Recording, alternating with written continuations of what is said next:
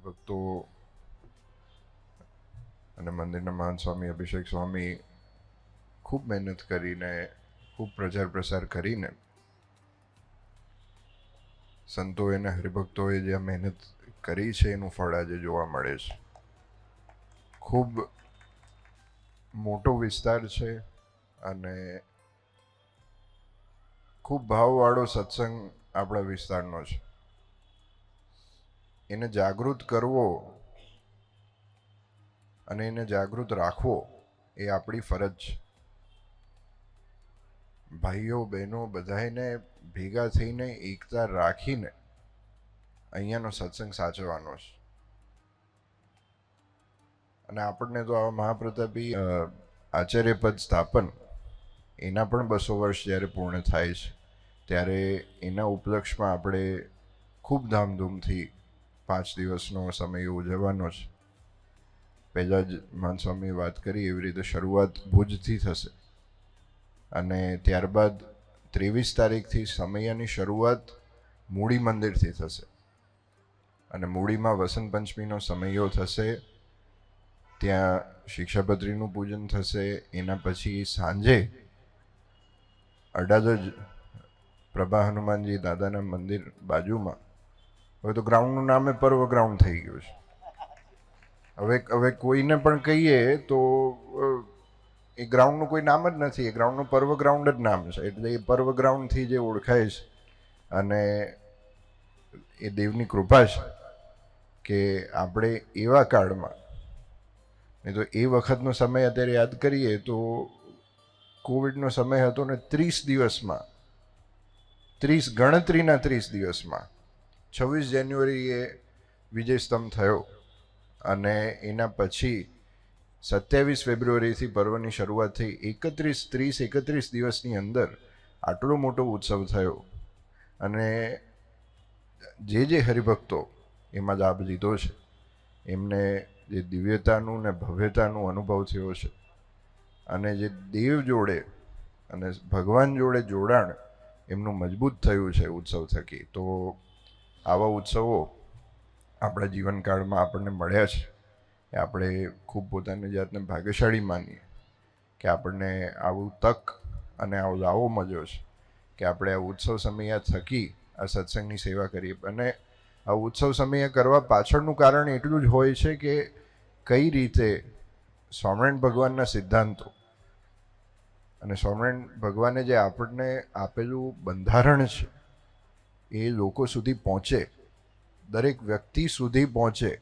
કારણ કે અત્યારનો સમય તમે સોશિયલ મીડિયા ચાલુ કરો, યુટ્યુબ ચાલુ કરો, કંઈ પણ ખોલો તો સાચું કહેવાથી વધારે મિસઇન્ફોર્મેશન ફેલાવનારા વધારે હોય છે.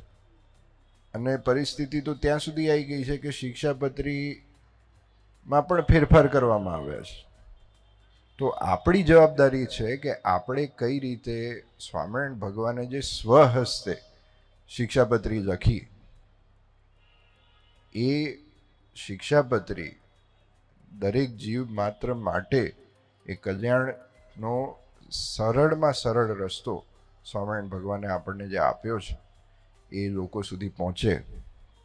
અને લગભગ અત્યાર સુધીમાં કાળુપુર મંદિર થકી 5 લાખથી વધારે શિક્ષાપત્રીનું વિતરણ દરેક ગામડાઓમાં અને શહેરોમાં થયું છે. અને હજુ પણ જેમ જેમ સમય આગળ વધતો જશે, સમયો નજીક આવતો જશે અને સમય પછી પણ, કારણ કે ઉત્સવ સુધીનો જ કાર્યક્રમ નથી પણ આ ઉત્સવ તો એક શરૂઆત છે જેનાથી મૂળ સ્વામિનારાયણ સંપ્રદાયના સિદ્ધાંતો દરેક લોકો સુધી પહોંચે અને દરેક લોકોને સમજણ સ્વામિનારાયણ ભગવાને જે આપણને આપી છે એ સમજણ બહુ સરળ રીતે આપી છે. એ દુનિયાના લોકો એને કોમ્પ્લિકેટ કરીને પોતાનો બિઝનેસ ચલાવે છે. આ સ્પષ્ટ વસ્તુ જાહેરમાં હું કહું છું. સ્વામિનારાયણ ભગવાને જે આપણને મૂળ સિદ્ધાંતો આપ્યા છે એ સિદ્ધાંતોને વળગીને રહીશું તો એનાથી સરળ ઉપાય મોક્ષનો કોઈ છે જ નહીં. તો આપણી ફરજ થાય છે કે આપણે દરેક હરિભક્તો, સંતો બધાએ ભેગા થઈને અને કઈ રીતે એ સ્વામિનારાયણ ભગવાને જે સ્વહસ્તે શિક્ષાપત્રી લખી એના સિદ્ધાંતો દરેક વ્યક્તિ સુધી પહોંચે, દરેક લોકો સુધી પહોંચે, દરેક હરિભક્તો સુધી પહોંચે અને આ ધામધૂમથી આપણે સમયો ઉજવીએ. ઘણા બધા કાર્યક્રમો સમયના ઉપલક્ષમાં આપણે રાખવામાં આવ્યા છે. 212 કલાકની ધૂન અખંડ કાલુપુર મંદિરમાં થઈ, એના પછી 212 મિનિટની ધૂન થઈ. 212 લોકોને રોજે જમાડવામાં આવે છે. ફૂડ વેન અલગ અલગ વિસ્તારમાં જાય છે અને કાળુપુર મંદિર થકી આપણે લગભગ 212 દિવસ સુધી 212 લોકો રોજે જમે એવી વ્યવસ્થા આપણે કાળુપુર મંદિર થકી કરી છે.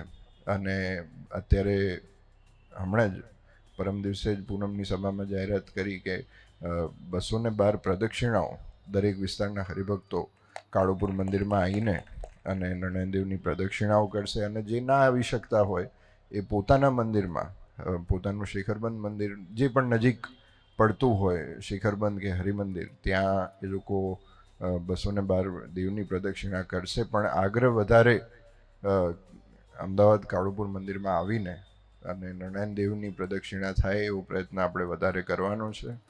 કારણ કે આપણું કેન્દ્ર સ્થાન છે, આપણું મૂળ સ્થાન છે અને એને જાળવી રાખવું અને એ આપણી જવાબદારી છે. તો આવા કાર્યક્રમો સમયના ઉપલક્ષમાં થાય છે. સમયા વખતે જે કાર્યક્રમો થશે એની જાહેરાત આપણે વિજયસ્તંભના દિવસે કરવામાં આવશે અને દરેક વિગતો વિજયસ્તંભના દિવસે હરિભક્તોને પહોંચાડવામાં આવશે. તો એની પણ ખાસ આ બધા નોંધ લેજો. 14-12 એટલે હમણાં લગભગ એક અઠવાડિયાની અંદર જ વિજયસ્તંભ આપણે જે સમયાનું ગ્રાઉન્ડ છે ત્યાં જ રાખવામાં આવ્યો છે. સાંજે 4 વાગે એ વિજયસ્તંભનો કાર્યક્રમ છે, 4 થી 6 સાંજે. તો દરેક હરિભક્તોને ખાસ આમંત્રણ છે અને કાંકરિયા અને આજુબાજુના દરેક વિસ્તાર, મણિનગર વિસ્તારના દરેક હરિભક્તોને ખાસ આમંત્રણ છે કે જરૂરથી એ વિજયસ્તંભના કાર્યક્રમમાં બધાને જોડાવાનું છે. કારણ કે એ ઉત્સવની શરૂઆત આપણે ત્યારથી થશે અને દરેક કાર્યક્રમો જે ગ્રાઉન્ડ પરના છે એ વિજયસ્તંભ પછી શરૂ થશે. અને જે હરિભક્તોએ સ્વયંસેવકના ફોર્મ ભર્યા છે એ બધાએ હરિભક્તોએ વિજયસ્તંભના પછીના દિવસથી એ ઉત્સવની તૈયારી માટે જે ગ્રાઉન્ડ પર નાની મોટી સેવા આપવામાં આવે એમાં જોડાવાનું રહેશે. અત્યારે લગભગ 5000થી વધારે સ્વયંસેવકો જોડાઈ ગયા છે અને હજુ પણ લાગે છે જરૂર પડશે તો જરૂરથી આપના વિસ્તારમાં જે સ્વયંસેવકના ફોર્મ આવ્યા હોય એ જરૂરથી ભરીને કાળુપુર મંદિર ઓફિસમાં પહોંચાડવા. અને જેને ઓનલાઈન ભરવા હોય તો એની લિંક પણ કાળુપુર મંદિરના સોશિયલ મીડિયા ઉપર કે અહીંયા જે પણ વિસ્તારના યુવક મંડળના કોર્ડિનેટર હોય એમના જોડે એ લિંક લઈને, અને લગભગ છેલ્લું અઠવાડિયું બાકી છે રજિસ્ટ્રેશનનું, તો જરૂરથી આ બધા સ્વયંસેવકની જે સેવા છે એમાં જરૂરથી રજિસ્ટ્રેશન કરાવજો. અને આ દરેક જે સેવા છે સમયાના ઉપલક્ષમાં, એમાં કોઈ સેવા નાની મોટી નથી. કારણ કે આ આપણા માટે છે, દેવ માટે છે અને પોતાના કલ્યાણ માટે આપણે આ સેવા કરીએ છીએ. તો આ ખાસ જે સમયના ઉપલક્ષમાં આજે શાકોત્સવ રાખવામાં આવ્યો, આટલી મોટી સંખ્યામાં જ્યારે અલગ અલગ વિસ્તારથી હરિભક્તો ઉપસ્થિત છે, ખૂબ ખૂબ ધન્યવાદ બધાને કે જે સમય કાઢીને આવ્યા. અને જેટલો ઉત્સાહ આજે હરિભક્તોમાં દેખાય છે એટલો ને એટલો ઉત્સાહ આપણે સમય માટેનો આનાથી 2 ગણો વધારે ઉત્સાહ આપણે રાખવાનો છે. અને ખૂબ મહેનત કરીને અને દરેક લોકો સુધી સ્વામિનારાયણ ભગવાનના મૂળ સિદ્ધાંતો પહોંચે એવો આપણે આ સમય થકી પ્રયત્ન કરીએ. અને ભગવાનના ચરણોમાં આજે પ્રાર્થના કરીએ કે ખૂબ આપણા વિસ્તારનો સત્સંગ દિવસે ને દિવસે વધતો રહે અને ભગવાન આપણને બધાને ખૂબ સત્સંગ કરવાનું બળ આપે એવી જ આજના દિવસે નરનારાયણ દેવના ચરણોમાં પ્રાર્થના.